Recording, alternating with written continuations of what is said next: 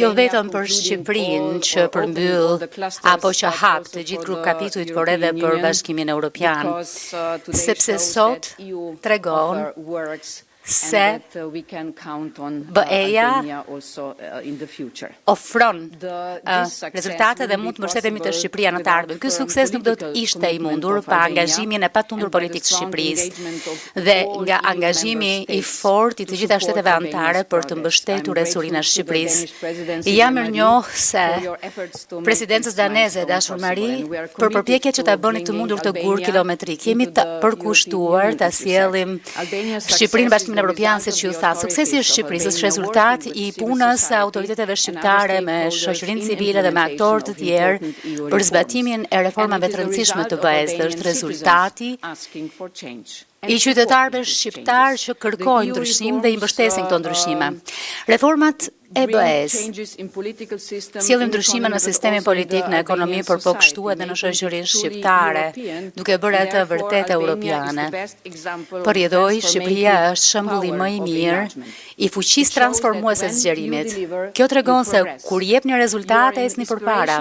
Ju jeni frymëzim për shumë në Ballkanin Perëndimor, për shumë qytetarë të cilët duan të shohin të njëjtën vendosmëri e ndryshim në vendet e tyre. Çelja e të gjithë grup kapitujve është një sukses i jashtëzakonshëm, por mbyllja e tyre është çmimi real.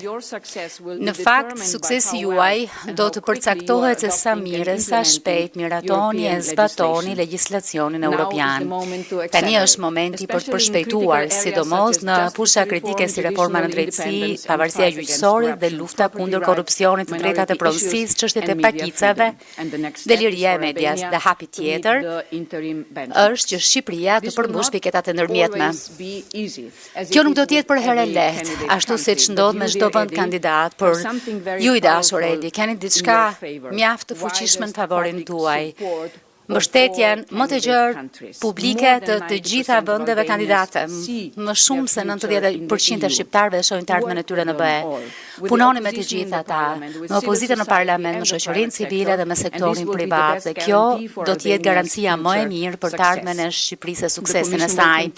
Komisioni do të vazhdojë të mbështetë e t'ju këshilloj në përballimin e sfidave të anëtarësimit të Bashkimit Evropian. Roli ynë është të sigurohemi që Shqipëria është e mirë përgatitur kur të bëhet anëtare.